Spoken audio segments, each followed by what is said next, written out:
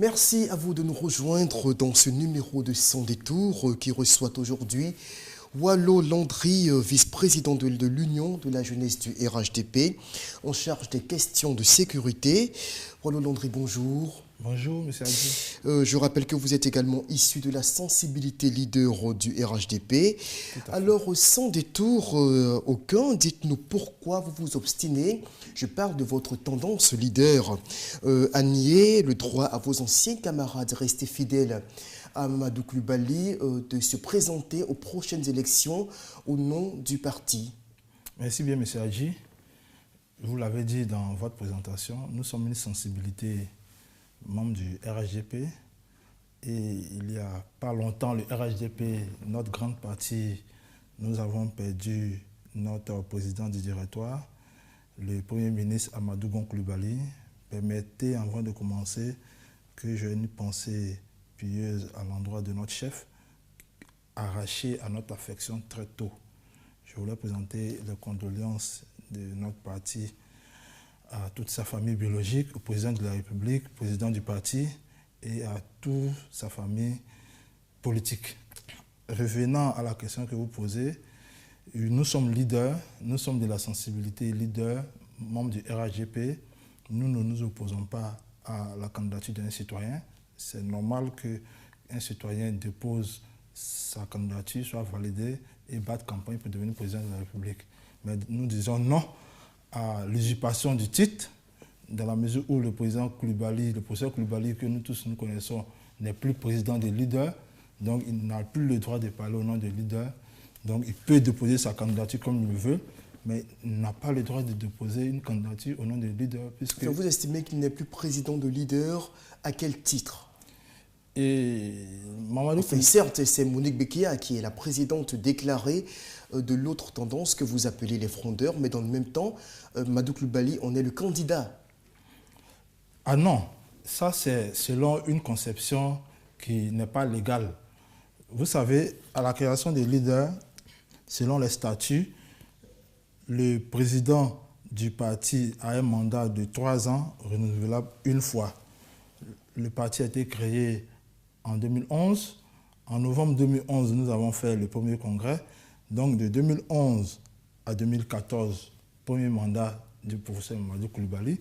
De 2014 à 2017, deuxième mandat du professeur Mamadou Coulibaly. En 2017, certains de ses collaborateurs voulaient l'amener à changer les tests pour se maintenir là. Lui-même, il a dit non. Il y a eu un congrès extraordinaire qui a élu Lassina Karamoko comme étant le nouveau président. Donc, Lassina Karamoko reconnu le nouveau président. La nouvelle direction a bien voulu que nous associons à d'autres partis politiques pour former reconnu le RHDP. Président par laquelle des tendances du parti?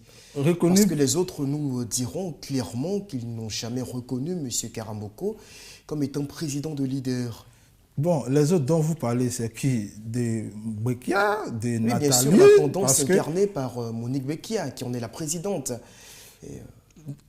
Alors, ce qu'il faut savoir, c'est qu'en 2017, il y a eu effectivement quelques problèmes que je voulais expliquer rapidement, puisque j'étais là en tant que militant, en tant que responsable, président d'une plateforme de jeunesse. En 2017, nous avons eu une assemblée générale. Une assemblée générale, chez nous, on ne parle pas d'assemblée générale, on parle de conseil national. Et au conseil national, nous devions aller à un congrès en novembre 2017, puisque le président Mamadou Coulibaly, d'alors, ne pouvait plus se présenter et refusait de changer les tests pour se présenter. Donc, en 2017, le conseil national décide d'organiser le congrès. En 2017, des élections sont lancées. Il y avait 2 candidats, le candidat Lassina Karamoko et le candidat Monique Bekia. En septembre 2017, l'ouverture des candidatures, nous avons tous vu, vous pouvez regarder sur les réseaux sociaux, nous avons tous vu un candidat Lassina Karamoko venir déposer ses dossiers, venir payer la caution de 1 million qui était demandée par la direction du parti, venir avec quand même un bon nombre de personnes, t-shirt à l'effigie, battre campagne En tout cas, on a senti que le candidat Lassana Karamoko voulait effectivement être président de ce parti-là. Quelques semaines après, on nous a annoncé une deuxième candidature de Monique Bekia. Nulle part on a vu qu'elle a déposé ses dossiers. On ne sait pas où elle a déposé ses dossiers. Bon, la commission quand même nous a dit, et nous faisions confiance à cette commission, nous a dit que Maman Bekia a déposé ses dossiers. Je continue toujours. Donc deux candidats. En octobre, à une réunion du cabinet, le professeur Mamadou Coulibaly, pour une raison qui lui sont propres, il dissout le cabinet et décide de ne plus organiser le congrès parce que selon lui, le quorum des membres statutaires n'était pas atteint. Ça, c'est selon lui. Parce que selon nos tests, il faut permettre à tous les membres statutaires de se mettre à jour 15 jours avant le congrès. Alors que Nathalie Nyang, qui était sa conseillère exécutive, a décidé un mois plus tôt de mettre fin aux cotisations des membres statutaires. Donc elle arrive en réunion de cabinet et elle fait croire au professeur Mamadou Coulibaly que nous sommes 37 membres statutaires. Violation des règles. Donc le professeur Mamadou Coulibaly décide de façon unilatérale de reporter le congrès, de dissoudre son cabinet. Ça, il n'y a pas de problème. En novembre, pas de congrès.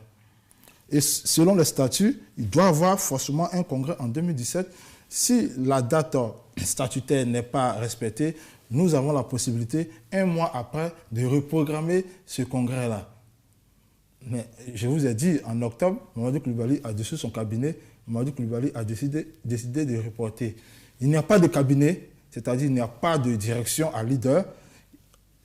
Nous voyons sur les réseaux sociaux Nathalie Nyang, la conseillère exécutive du président Mamadou Coulibaly, président d'alors, Mamadou Coulibaly lui-même, et Monique Bekia, qui rôdait autour, effectivement, de Coulibaly et Nathalie Nyang.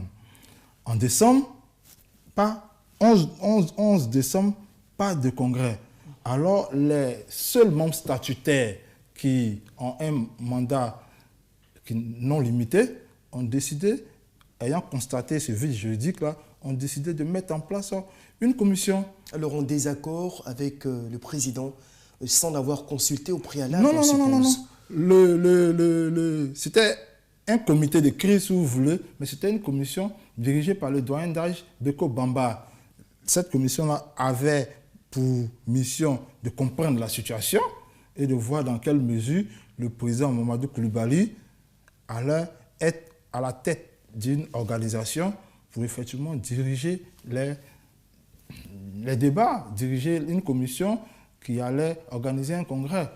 Malheureusement, cette commission a rencontré le député Alain Ekissi, député leader. Cette commission a rencontré Lassana Karamoko, candidat. Cette commission a rencontré Monique Bekia, candidat. Cette commission a tenté de rencontrer Mamadou Coulibaly, qui a dit que non, lui, vraiment, il jouait la carte de l'impartialité, que lui, il regardait, mais il avait souhaité en son temps que les choses se passent dans de bonnes conditions. La commission a rendu compte aux membres statutaires que nous étions.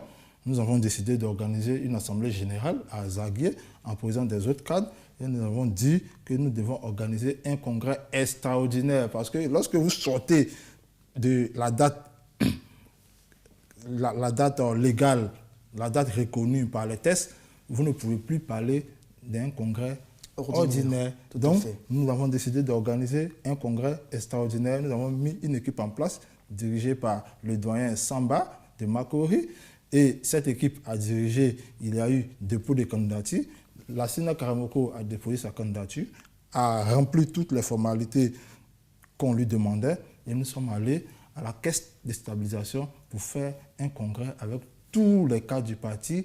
Tous les cadres du parti, sauf ceux qui étaient restés fidèles au professeur Coulibaly. Alors vraiment, je voudrais qu'on se revienne quelque peu sur le procès. Le procès qui, je crois en février 2019 ou 2020, a finalement rendu son verdict en défaveur de l'autre camp. Vous qui en êtes sorti, je ne dirais pas vainqueur, mais qui avez été donc adoubé de la légalité du parti. Est-ce que de façon claire, vous pouvez nous dire ici sur ce plateau, si ce procès-là a interdit formellement à la branche fidèle à Mamadou Coulibaly de se prononcer avec la bannière leader? Oui, je disais, quand nous avons organisé notre congrès, nous avons déposé nos différents documents au ministère de l'Intérieur qui a acté effectivement notre congrès et qui a acté Lassana Karamoko comme étant le nouveau président des leaders. Nous avons commencé à mener nos activités tranquillement. Nous avons reçu une convocation de Mamadou Coulibaly, Nathalie Nyang et Monique Becker nous disant qu'on n'avait pas le droit d'utiliser le logo leader. Donc, ils ont jugé bon de nous traduire en justice. C'est eux qui nous ont traduit en justice. En décembre 2018, ce n'est que le 28 février 2020 qu'ils ont été déboutés. C'est-à-dire nous donnant raison. C'est-à-dire que seule Lassana Karamoko, seule la branche Lassana Karamoko a le droit d'utiliser le logo leader. Ce n'est pas le son qu'on entend de l'autre côté. Je dis clairement que la justice s'est prononcée certainement en faveur, c'est vrai, et qu'ils n'ont plus le droit de vous interdire, donc de vous exprimer au nom du parti.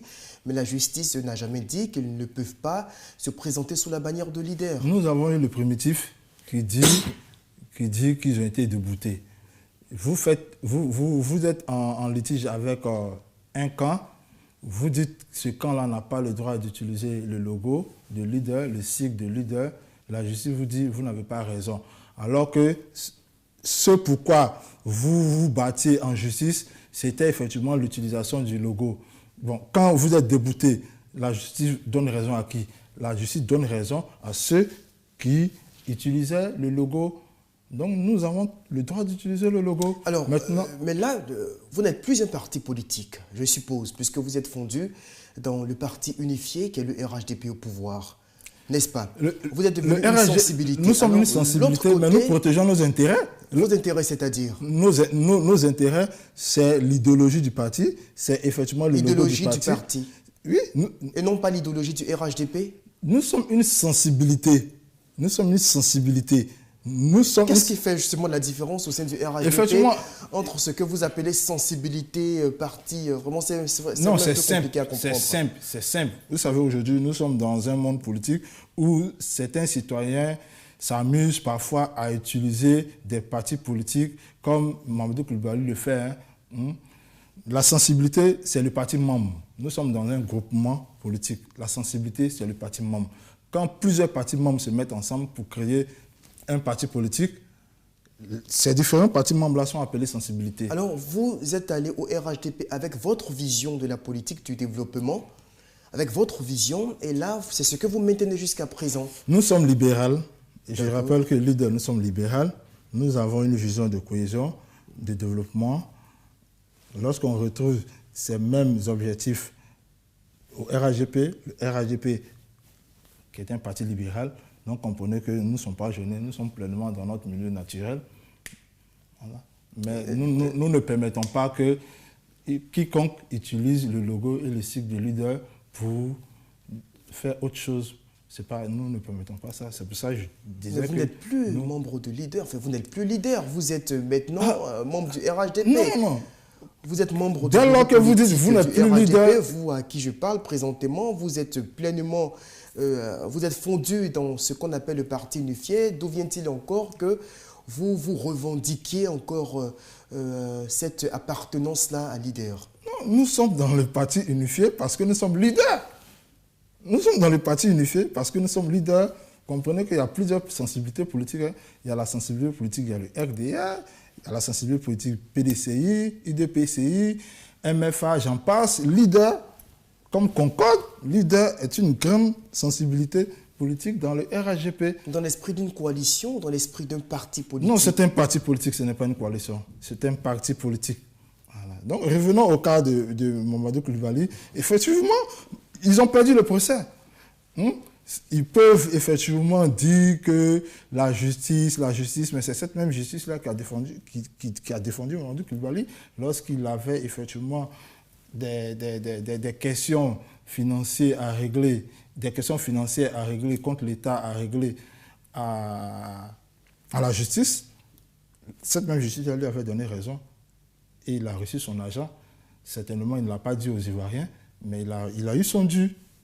Donc, il n'y a pas de problème avec la justice ivoirienne. La justice ivoirienne a mené des enquêtes. Chacun a été appelé là-bas. Chacun a été appelé à présenter les preuves. Et au final, ils ont été déboutés, donnant raison au camp Lassana Karamoko, seul président des leaders. D'accord. Président des leaders, en même temps membre du RHDP.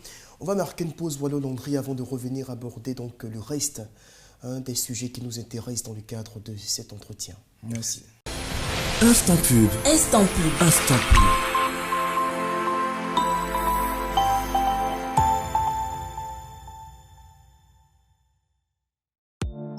CELPED Money s'engage contre le Covid-19 à travers des mesures sociales fortes pour tous.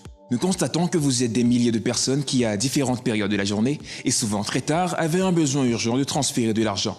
Mais votre problème est qu'à ces instants, vous avez 0 francs CFA sur votre compte Mobile Money, quel que soit le réseau, ou bien vous êtes dans l'impossibilité de vous déplacer de votre domicile ou lieu de travail. La contribution sociale de CELPED Money est de créer gratuitement des comptes CELPED Money pour vous, de créditer immédiatement les comptes CELPED Money créés jusqu'à 100 000 francs CFA sans que vous ne fassiez le moindre dépôt préalable. Vous pouvez ainsi transférer de l'argent à tout moment aux personnes que vous voulez, quel que soit le réseau de téléphonie mobile sous certaines conditions. Vous viendrez déposer sur votre compte CELPED Money le montant transféré dans un délai de 3 jours. De donner gratuitement des cours en téléenseignement aux étudiants de BTS 2 et licence et aux élèves de CM2, 3e et terminale sur notre web TV partenaire 2EFTV, disponible gratuitement sur Play Store et App Store. Profitez vite de ce privilège que nous vous offrons, car avec cette nouvelle mesure sociale, aucune personne qui détient un compte CELPED Money n'aura un compte avec un solde de 0 francs CFA. En plus, CELPED Money est très facile à utiliser. Aucun opérateur de Mobile Money ne vous aura autant facilité la vie en créditant immédiatement votre compte et vous laissant la possibilité de venir faire le dépôt dans un délai de 3 jours. Rendez-vous dès maintenant à l'agence CELPED la plus proche ou appelez le 22 41 55 85. Face à la pandémie du Covid-19, soutenez toujours vos proches avec CELPED Money. Et n'oubliez pas de toujours respecter les mesures barrières contre le Covid-19. Désormais, utilisez CELPED Money, le moyen de transfert d'argent et de paiement de factures par téléphone portable à moindre coût qui marche avec tous les réseaux et disponible partout, 7 jours sur 7, 24 heures sur 24. Si vous avez aimé cette vidéo, envoyez-la à tous vos proches s'il vous plaît. Instant pub. Instant pub. Instant pub.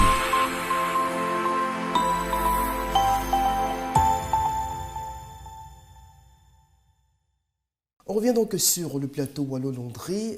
Alors nous parlions justement de la crise qui s'écoule leader et plus particulièrement de ce que vous reprochez à Mamadou Coulibaly. Vous dites être toujours leader, bien que vous soyez membre finalement du parti unifié, bien qu'on peut avoir quelque mal à comprendre ou vraiment discerner le sens de ce que vous dites. Mais qu'est-ce que vous reprochez de façon concrète à votre ancien président, puisque vous lui reprochez beaucoup de choses dans sa gestion hors antenne, et vous nous parliez de certains aspects de sa gestion qui vous ont effarouché, vous en tant que membre de ce que l'on appelle de l'autre côté la tendance proche du RHDP ou Andrif, qui vous accuse d'être corrompu.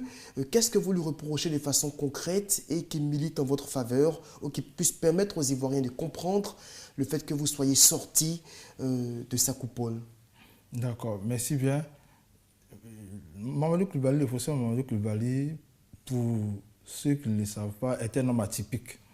D'accord. Est un homme atypique, c'est un homme de contradiction.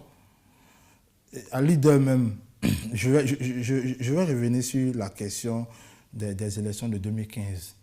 Vous voyez, alors que c'est un congrès en 2014 qu'il a investi en tant que candidat du parti pour les élections de 2015, dès qu'il a eu ces 100 millions, dès qu'il a reçu ces 100 millions, il était en voyage, alors que nous étions en train de parcourir un peu la Côte d'Ivoire pour vendre effectivement le projet leader. il était quelque part à l'étranger et il a fait un tweet pour dire qu'il n'est plus candidat. D'accord. Ça, violation des Sans tests. vous consulter. Sans nous consulter. Si vous sentez que vous ne voulez pas être candidat, c'est un congrès ou bien un conseil national à qui vous rendez compte que vous ne vous sentez pas à l'aise pour être candidat.